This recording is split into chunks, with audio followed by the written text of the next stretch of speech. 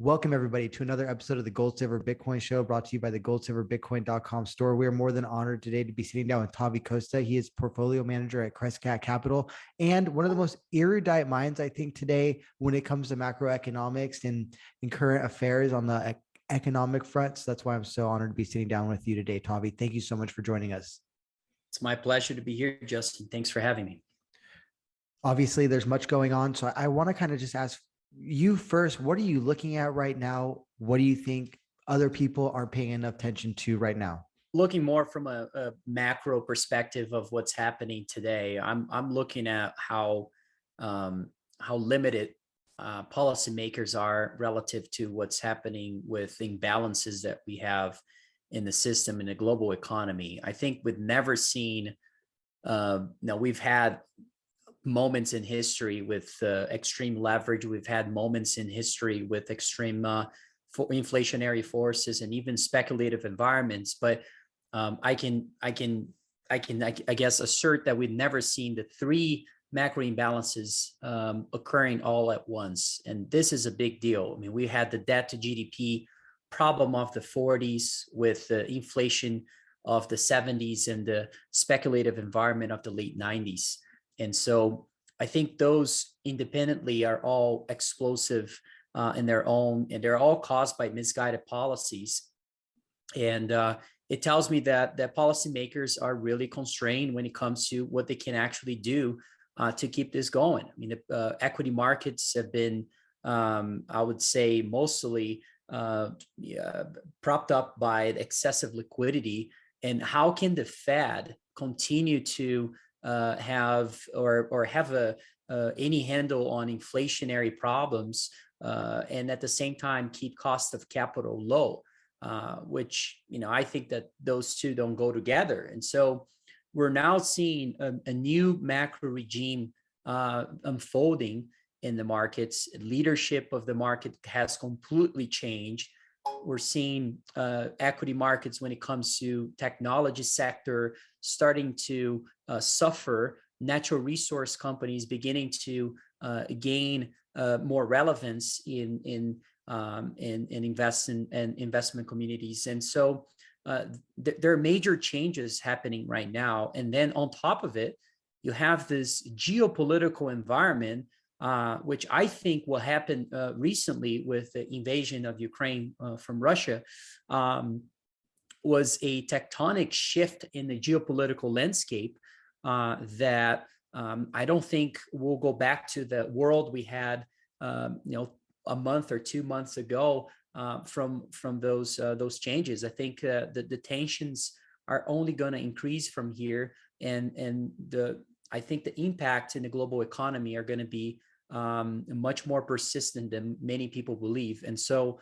a lot of things are unfolding at the same time. And this is an incredible time to be long tangible assets and to be hedging that position with risky assets at record valuations. So a lot to unpack, but that's what's in my mind right now.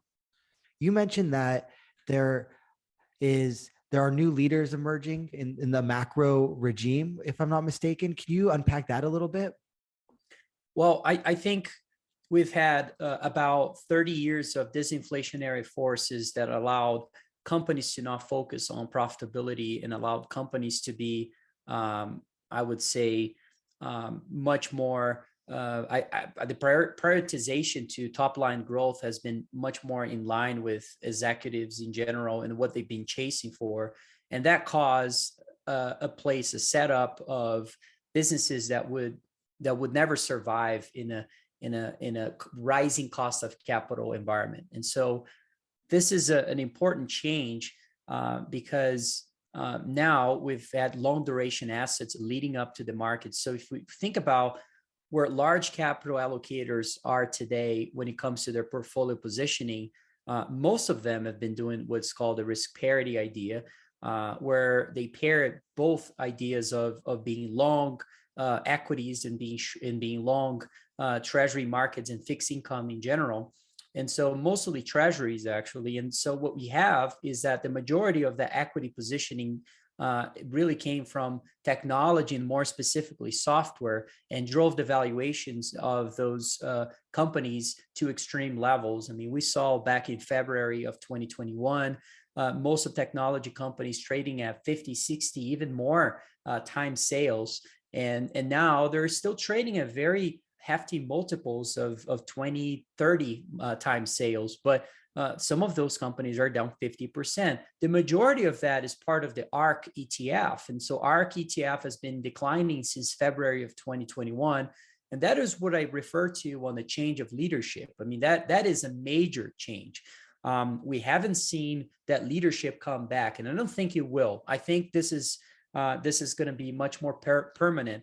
And at the same time, in 2021, we had, just as an example, oil and gas exploration and production companies had their best annual performance in 30 years. And so, we're seeing this shift out of technology and out of treasuries into natural resource businesses and into some other assets too. But the majority of that is coming into tangible assets, in my view, and majority of that is going into natural resource businesses that are linked to those underlying securities. So I think this is a big change in the markets that we've seen this a few times in the past. We've seen this in 2000. We've seen this back in the 70s. And why did we see that? Well, because we saw equity to commodities ratio reaching historical lows. And we've seen this happen recently now. And now we're seeing commodities outperforming the overall equity market. So I think this is a trend that will continue. I think that we shift away from buying the dip on the equity markets to buying the dip on commodities, buying the dip on tangible assets. A day like yesterday, or I don't know when this is going to be aired, but any day that you see oil markets declining significantly, or silver or copper, I think you want to be taking advantage of those days, because there is a chronic issue in the markets of major underinvestments in natural resource industries, and so it's something you cannot fix over a short period of time. It's something it needs to be fixed in 5 to 10 years from now. And unfortunately, most of the policy making right now are not addressing those issues, are actually moving away from that. So, and then you hit on top of it with the geopolitical problem that is exacerbated by the amount of debt in the system. Debt leads to wars, wars leads to debt. They're always together. So, yeah, I mean, that's basically the way I'm thinking. I think we're in a repositioning environment coming out of those long duration assets, out of the risk parity strategies, and getting into a place where gold is going to become relevant again. It's going to become a hedge, a very critical part of anyone's portfolios. I mean, not enough institutions have gold. Not enough institutions have natural resources. And so, I mean, just think about what we're seeing of how markets are broken now, with commodities going up 200% on, this is, and basically bankrupting people and bankrupting companies. I mean, this is supposedly not a normal move, but it's not too much out of the normal for you to see, somebody going out of business because of a 200 or 80% move on an asset. So there's a lot of people levered on the other side of this that need to unwind those trades still, and it's going to create a lot of movements here. But that's all positive for tangible assets, in my view. You mentioned the geopolitical situation and how that is a tectonic shift. So I want to speak about that coming up on your radar and how that has affected the macroeconomic, the economy generally globally. Yeah, well, it starts from fiscal spending.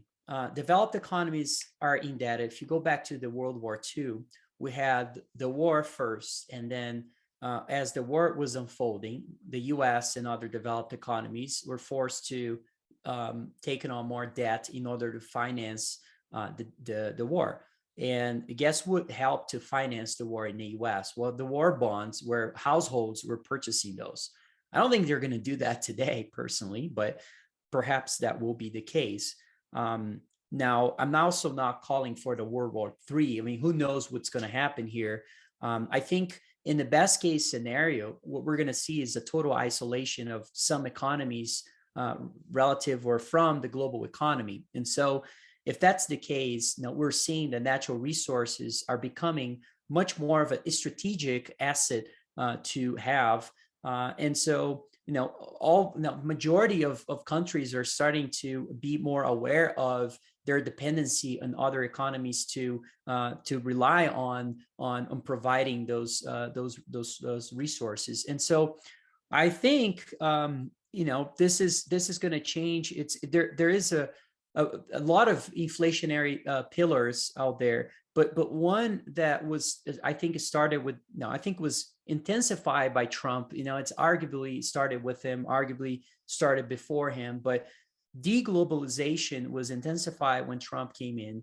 And I think that trend has never stopped. And now even the Biden administration, it's bipartisan, this feeling, this negative feeling about China, and now Russia just took it to another level. And so, we're now even thinking about sanctioning Chinese enterprises.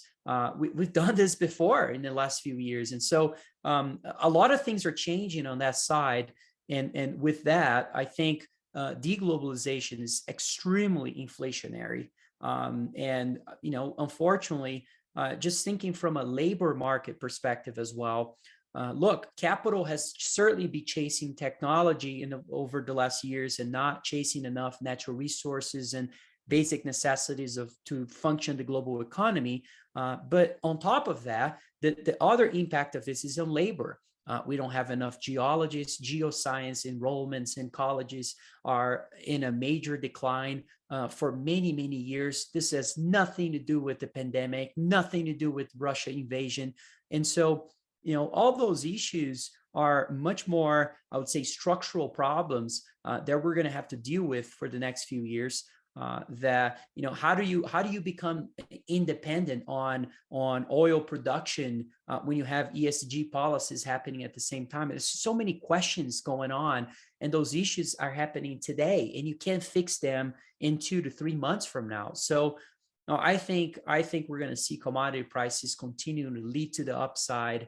And it's going to be a lot crazier than the 70s. I think this is the 1970s in steroids right now. And the inflation problem is much worse than what we saw back then. I mean, it's wages and salaries.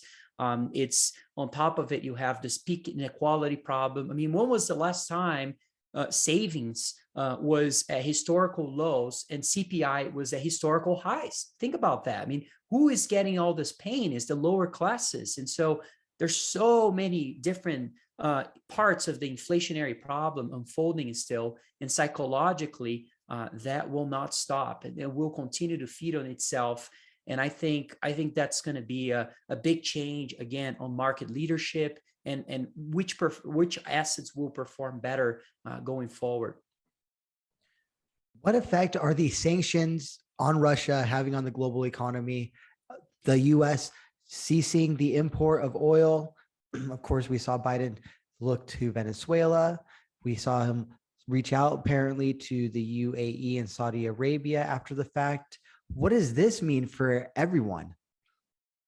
Well, I think some economies may gain also more relevance in the global stage of trading. I think places like Brazil that are historically neutral when it comes to wars. I mean, Brazil didn't really pick a side back in the World War II, didn't really pick a side this time around. And it's pretty interesting how it tends to stand aside in most of the geopolitical issues. It may become a place that might provide a lot of commodities to different places. I think you need to question emerging markets that are dependent on commodity imports, such as China and India. I think they are not in a good position. I think they're in trouble. I think the Chinese economic model has worked incredibly well when commodities are cheap and allow them to buy them at cheap levels and then grow economically at inflated levels that we've seen in the last decade or so. And that's going to change. I think that we need to think about Europe. We're starting to see the push towards the U.S. to export some natural resources to Europe, such as natural gas. I think that will become a theme. We're seeing the push on ESG policies still on developed economies, but may force countries to continue to go after third world economies to really source those commodities, those materials. And so I think this is a trend that will continue. So we as a fund have been looking for what are those more third world economies that can actually provide some of those natural resources to developed economies. And so the Venezuela issue is for me, it's kind of baffling. It's when you think about it, I mean, what's the difference between doing business with Putin or Maduro? I mean, it's the same. You may say, well, one has nuclear weapons and the other doesn't. One is invading another country and the other isn't. But let's be honest. I mean, it's just as bad. I mean, this is we're dealing with two folks that we probably shouldn't be dealing with in the first place. But I don't think people were really considering the fact that oil is much more of a defensive strategically asset rather than an environmental issue, as most were seeing. Obviously, we want to perhaps transition away from oil, but not tomorrow. I think this has to be a slow transition towards a green revolution. I think that's going to happen, but not forgetting what we need today, and also selling strategic reserves and to drive oil prices down. I mean, those things don't work. We all know that. I mean, we need to keep our strategic reserves for whenever it's necessary. And so again, a lot of things to unpack, but those are going to be the big changes, and the sanctions are going to be inflationary. That's the bottom line.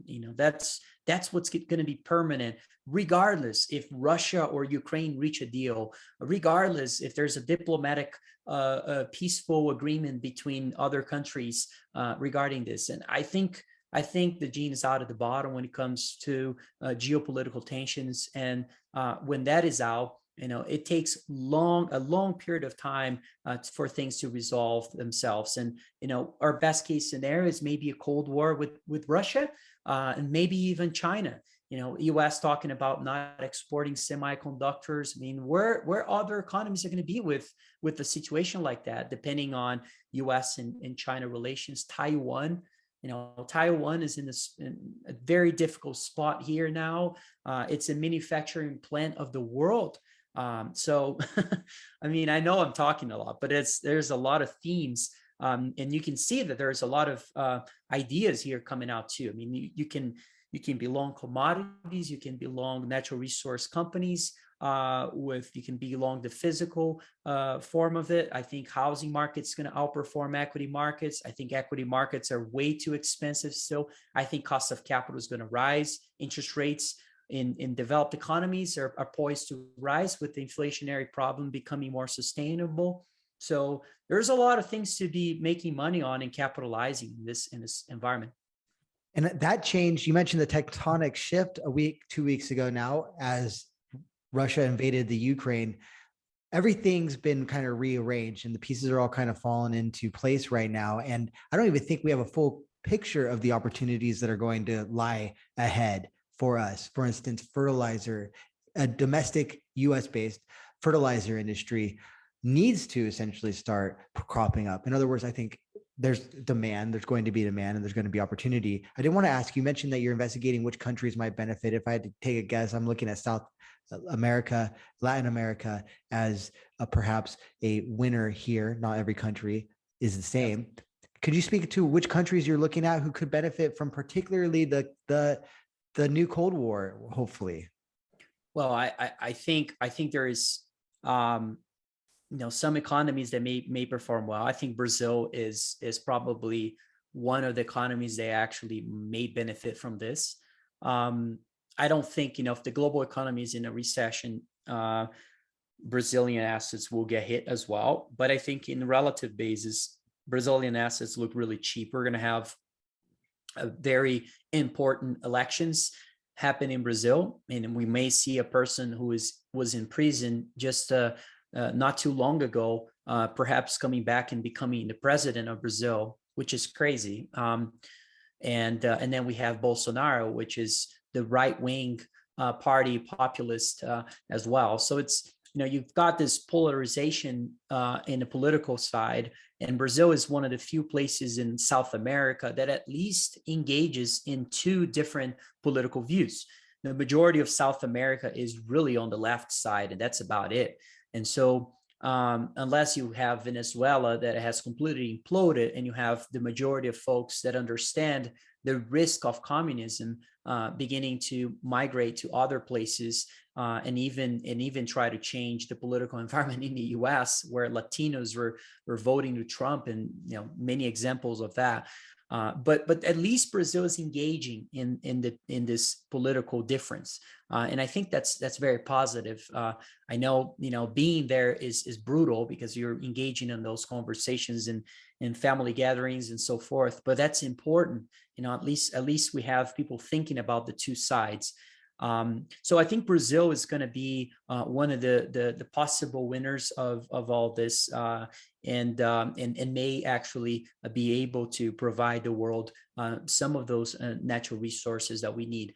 Obviously, that's we need a lot more than that. And I am very worried about some other parts of South America, like Argentina. I think Argentina is on its way to Venezuela.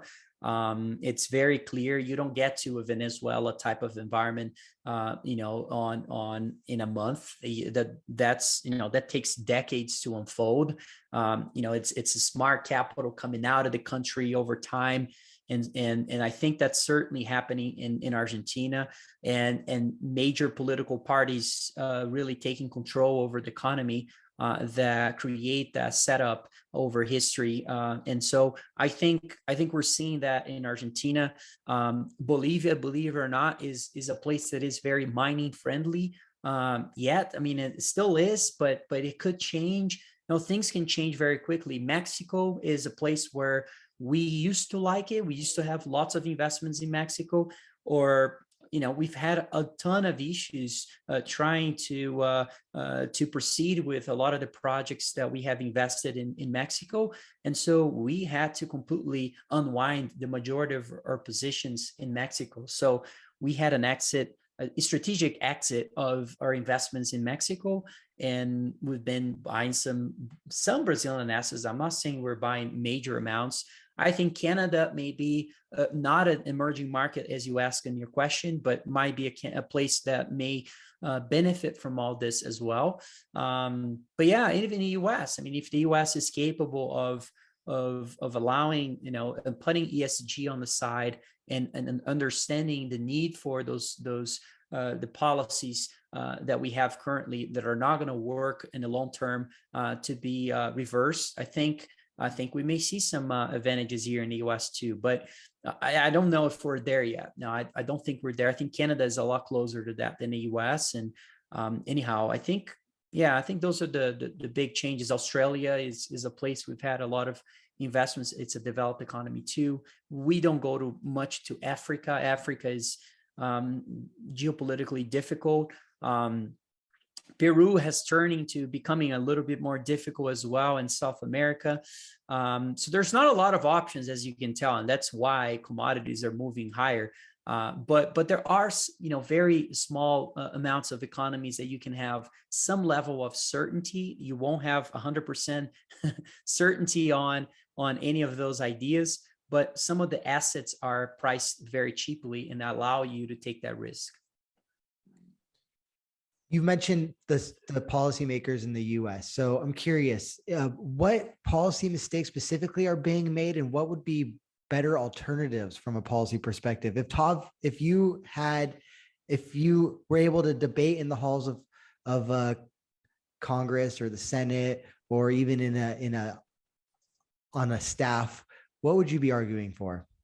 Well, I think I'm going to disappoint you in this question, because my brain just doesn't, I don't think much about what's the solution. Rather, I'm really thinking 100% on how do I capitalize on things in general. So I've got plenty of ideas on how to capitalize it on this, but I don't know. I think those are all big questions and tough to answer kind of questions. I think that the green revolution is going to happen regardless, and we need to push towards that. But when it comes to natural resources, I think we need to find a better way to allow companies to produce, develop, and explore commodities in the U.S. I mean, U.S. is a very commodity rich country, and unfortunately, we have stopped looking for those natural resources for many years. And this is an issue. Just think about oil companies right now and pension funds being penalized sometimes for not by not allocating capital into energy or any other supposedly mining or non-ESG friendly businesses. And so I think that's all very problematic, because it impacts aggregate capex. When was the last time we've seen capex for energy companies at multi-decade lows, especially adjusted for GDP levels, when at the same time oil prices are above $100 a barrel? I don't think we've ever seen this. The last time we saw oil at these levels, companies were cranking on capex. I mean, companies were really, aggregate capex was at a multi-decade high. So we're seeing the opposite of that. So I think those policies need to be changed when it comes to freeing up capital and credit for companies to be able to explore and develop, and that's going to drive commodity prices lower. It's just how markets work, and allow us to think about a little more on how to transition away from oil and some other commodities that we may want to transition away from. So yeah, I don't have a good answer for you, because that's not. No, I'm not a politician. That's not how I operate. But yeah, I do have a lot of opinions in the markets, though, and hopefully I can provide some of those. Yeah, Elon Musk gave some policy advice recently in a tweet, and it was along the lines of that in the U.S., for instance, or the world really needs to start producing more oil. He said, regrettably, I hate to say this, but we need to start producing more oil now. He also said that Europe, which has recently released some documents, the EU has, which state that perhaps nuclear energy is greener than we have previously framed it as, needs to also start building nuclear. I believe whether it happens or not is yet to be seen, but Macron has said that he wants to build between, I believe it was 8 actually nuclear power plants in France. Do you agree with Elon Musk's statement? The world needs to produce more oil. The world needs to look at nuclear through a renewed lens. Yeah, I do. I think we should do all those. We should pursue all those changes. The oil front is it takes time. Uranium has, we have enough uranium in the world. I think that's a lack of understanding from the uranium case, is that we're going to have nuclear power and there's this supply and demand mismatch on uranium, which is not true. I mean, there is enough supply. It's just a question of allowing us to use that supply. It's also the same with oil. There is certainly oil in the U.S. It's just we need to allow us to be able to produce that oil. And so, yeah, you think about when shale oil started to become a thing years and years ago. This was a major shift geopolitically. I mean, allowed the U.S. to become independent again on energy, or very close to independency. And now, internally we cut that away, and now it's not as easy as it used to be. It's almost like we've done the mistakes internally. It wasn't caused by any external forces. And so it's sad to see that we went that way. And maybe it's just part of how markets work. I mean, markets tend to extrapolate in terms of capital trends. It tends to extrapolate ideas until things become bubbly. So we've seen all this efforts towards technology, and we completely forgot about basic necessities of that we need. And so the water may become an issue too, agricultural commodities. In my calculations, we were going to have a food problem in 1 to 2 years. And then we throw this whole geopolitical issue on top of it. Now, when we looked at that, and we were long, we were building a position in agricultural commodities. And then when we saw everything happening here, I mean, I was a little bit surprised to the degree how things turned so quickly. But wow, I mean, this is, I think that case for a food problem has increased by multiples. And so we're very likely going to see food shortages, and on top of energy shortages too. And so this is probably the first time in history we're seeing a problem like that, and therefore why I think commodities will continue to go higher. Okay, so can you briefly go over your thesis about the food problems we would have been facing in 2 years had the skirmish or the invasion of Ukraine not taken place? And can you tell us the update now that it has taken place? Yeah, so commodity markets are actually, if you want to look at specifically at one factor that I think impacts those industries, I think you need to watch for capital spending and how that is shifting over time. It's very clear when you reach new highs or historical levels of capital spending that you will see big shifts, and people tend to focus too much on the triggers, and there will always be a different trigger, but the trigger is exacerbated by those capital trends. And so, we knew that we're coming into when oil reached negative prices back in April of 2020. We were looking at different types of commodity producers, not just oil, but agricultural commodities, or base metals or gold, silver metals, and so forth. Not metals, miners. And what we found was that this was happening across the entire commodity space, where companies were very reluctant to spend capital. This was coming from executive orders of being conservative, overly conservative, not being able to spend money on any exploration whatsoever, any new development of anything.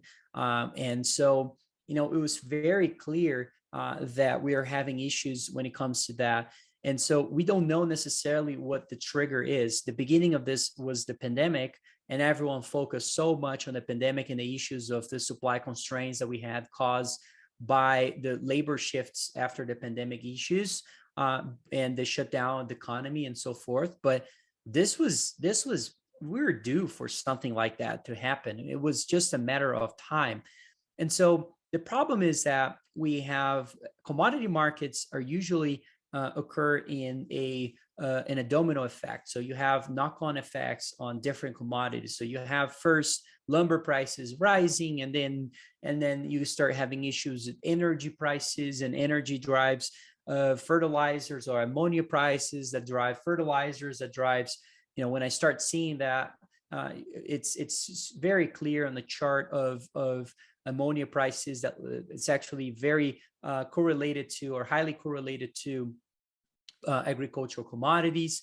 Agricultural commodities are used to sometimes most of agricultural commodities not only used to for food purposes, but also to feed cattle and so forth. And so you can see that the domino effect is endless. And then it creates geopolitical problems that then feed on commodity prices rising, that commodity prices rises feed on more tensions. And so, we just haven't seen any of that for many, many years, or I should say decades. And finally, we're seeing that. So that is why when I started seeing some commodity markets started to move significantly, my question was, what's next? And by looking at the capital trends of the agricultural industry, it was very clear that we're going to see some issues. And then we have unfortunate droughts or anything like that, that those are the triggers that people pay attention to.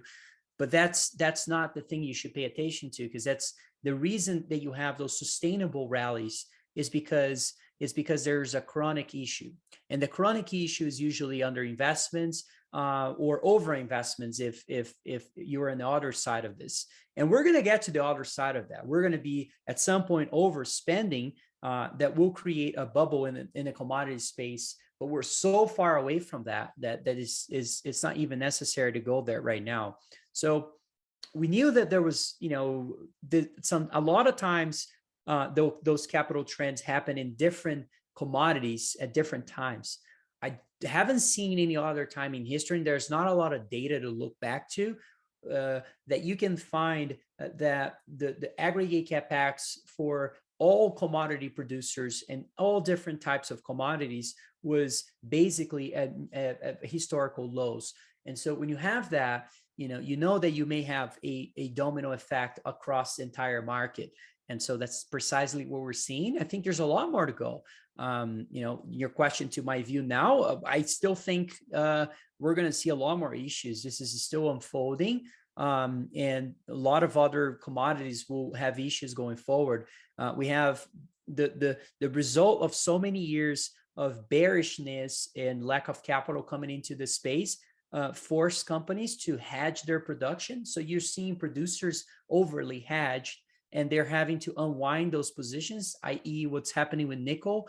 And there are other parts of the market that look like that too, including precious metals in this case, where silver still is a net short position when it comes to where producers are hedging their exposure today. And I wouldn't say at one of the most extreme levels in history, but certainly above. It's an outlier. It's certainly above historical trends. And so, be aware of those things, because when they unwind very quickly. But I think the issue is that the capital is just not enough what's coming into commodities, and it takes time. It takes professional and quality work in order to fix those trends of lack of commodities in general. And so I think this is going to persist a lot longer than most believe. And that's going to feed into the inflationary story too. You looked at history for examples of similar time periods or things that we can learn for today. Can you kind of, what time period from the past that you studied do you think parallels the time period of today the most? I think we have a 70s inflation problem with a financially repressed environment of the 40s, where it's important to go back to those times because both 40s and 70s are inflationary, but the 40s inflation was different than the 70s inflation. The 40s inflation was caused by mostly the war, and the 70s inflation was caused by wages and salaries and natural resources under investments too. But the issue was that we've had different pockets of the market unfolding at different times in the 70s. This time we're seeing kind of all at once.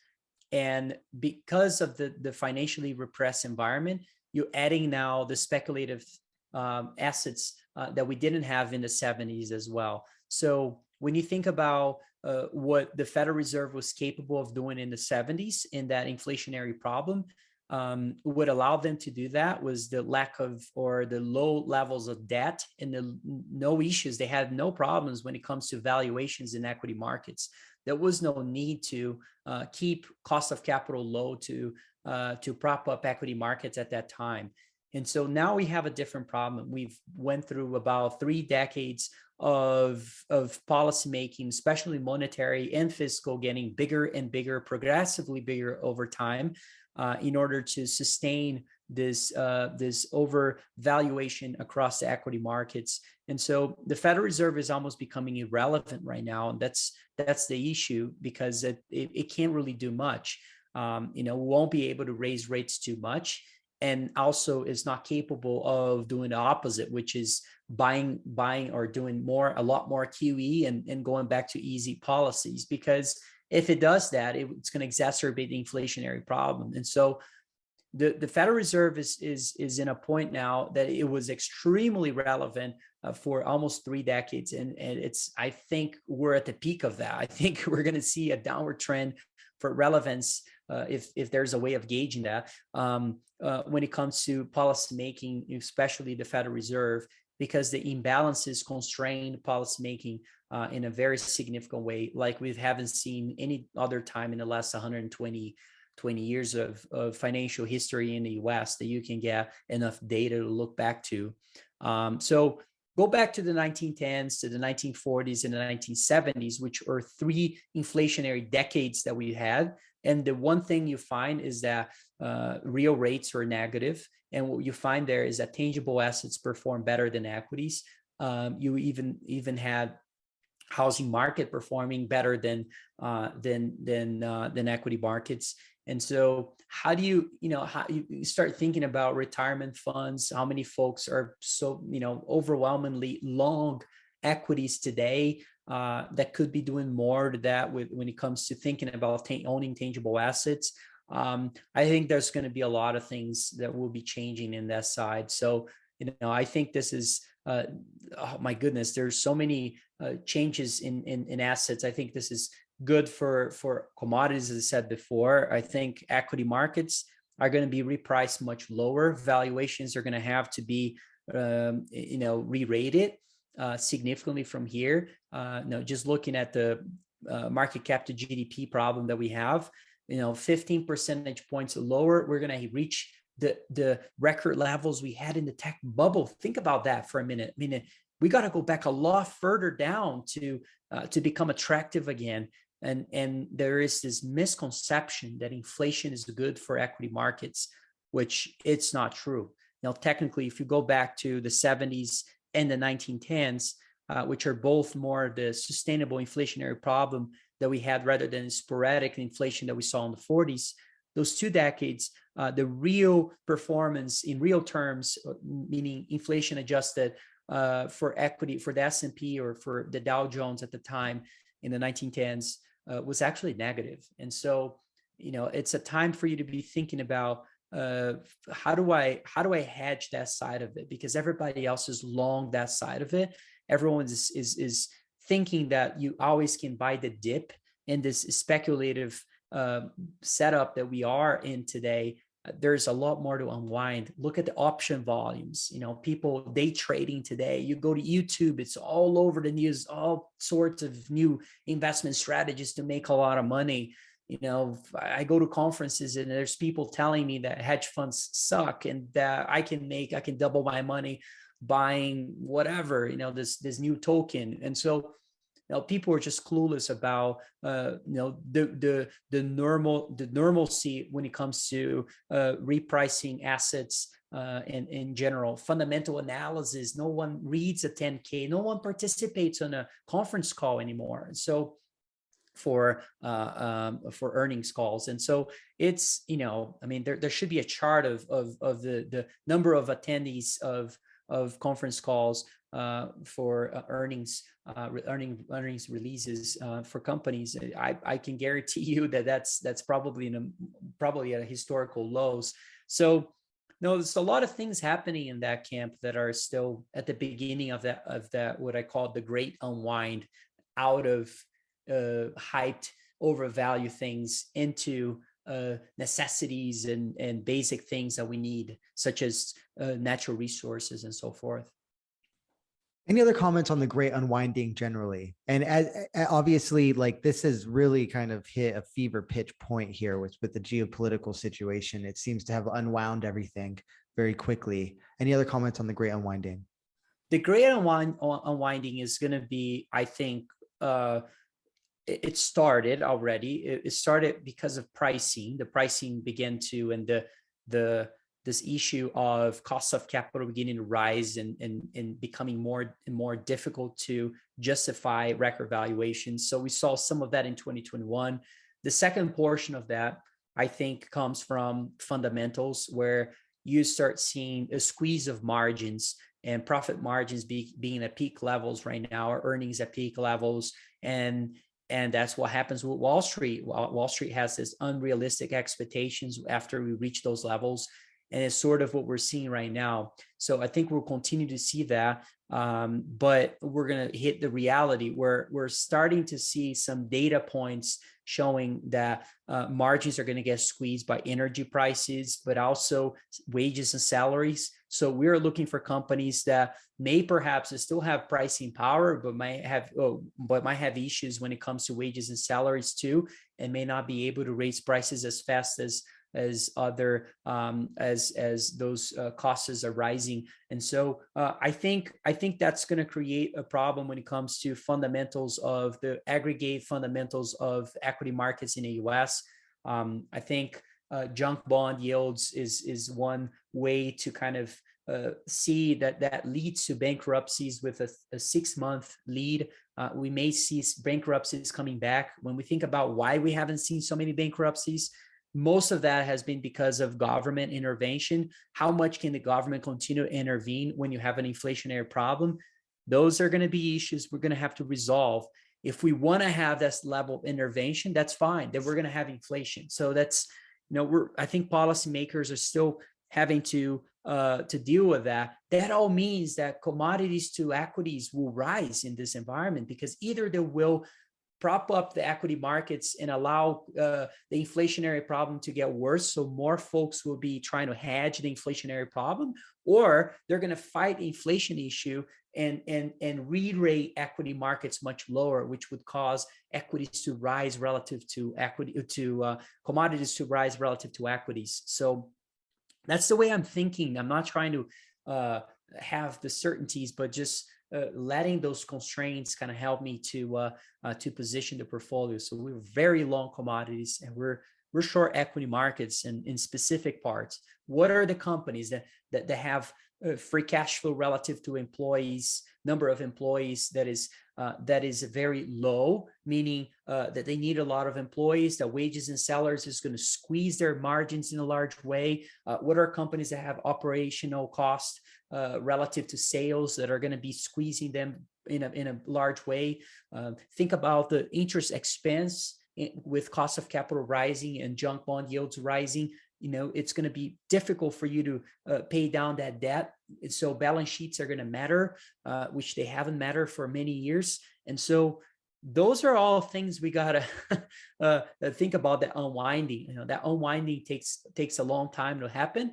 But I think we're starting to see the first innings of that. Gold and silver miners, where are you looking right now? Well, I am mostly focused on exploration. I think we've had of big changes when it comes to the numbers of miners in the large space of how much money they have been generating through free cash flow with metal prices at these levels. And it's allowing them to really continue to produce, but not being able to replenish their production pipeline. So what's happening is we're seeing a depletion of reserves, and I think some of the major companies are going to face a supply cliff problem, which is not the end of the world. They're going to just have to be looking for new exploration assets and development assets to continue to have a production line that is consistently with what they have been producing in earlier years. And so I think we've had many years of lack of investments in natural resources, but first and foremost, we have forgotten completely the exploration side of the industry of gold and silver. So our funds have been very, very focused on buying high quality assets that can and are high candidates of being purchased by the majors. And also we can also take them onto production if that's the case, that we think is the right thing to do. So I think that if you're looking for buying commodities today, you want to find ways to be levered to the commodity prices. And empirically, the best way to do that, and where we've seen most of the billionaires become billionaires in this industry, are mostly in the exploration phase. It's finding those big deposits with minerals in the ground that have a crazy leverage to the price, not from a debt sense, but from a price standpoint.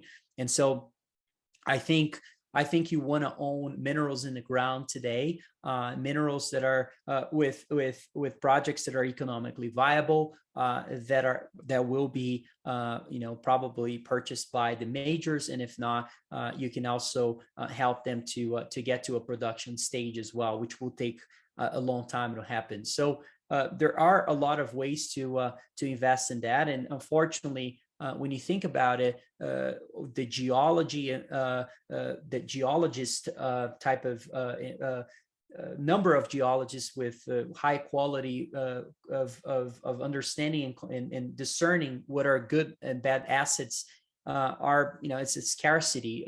There's no doubt about that. And so it creates a lot of inefficiencies in different parts of the markets, especially in exploration and development phase rather than the production phase. So it allows us with smart capital to put money into, 80, 90 companies with what we think is statistically have the high probability of finding minerals, and then making sure that they have the money and helping them to unlock that value as much as we can.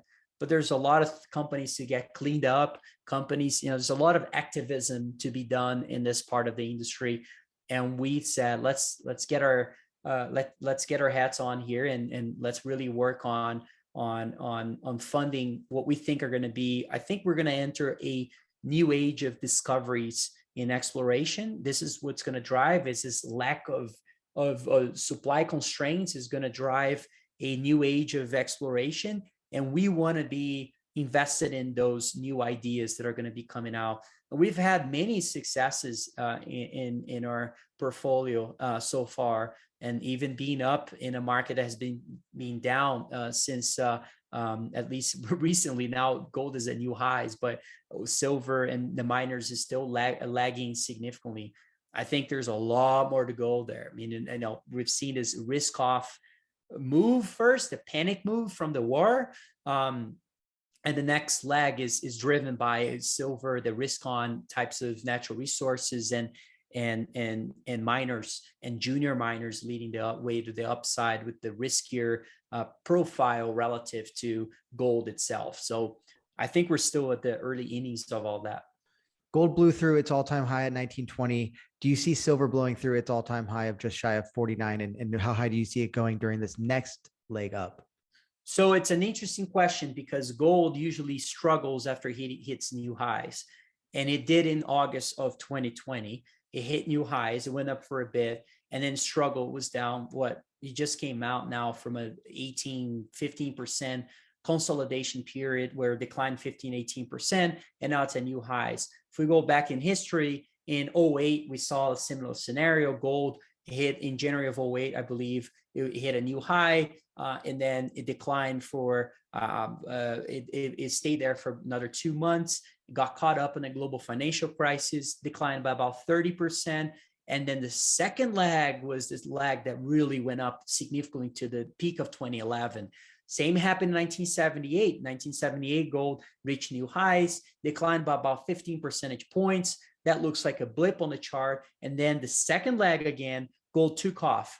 I think we're in the second leg of gold.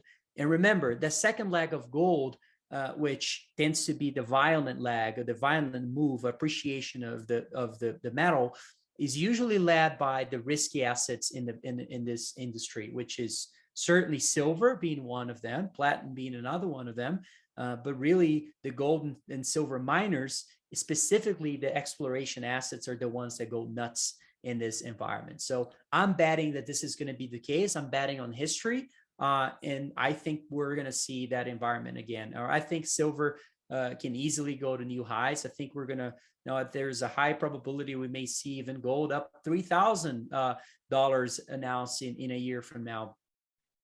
Or silver hitting $50 an ounce in a year from now. I don't need to be right on those price targets because that's not how I make money. I don't have options in this. This is all, I'm buying assets that are priced according to those underlying assets. And so it doesn't really matter my call on that. But if I would guess, I would maybe just put a guess of it's very doable to see a big move of gold now being the second leg that historically tends to be the more violent one. We've had the honor of sitting down today with Tavi Costa. He's portfolio manager at Crescat Capital. As I mentioned, one of the more erudite minds, I think, today on macroeconomics. Thank you so much, Tavi, for joining us today. Thanks for having me, Justin. It was a pleasure. Pleasure's all mine. And thank you, everyone, for listening.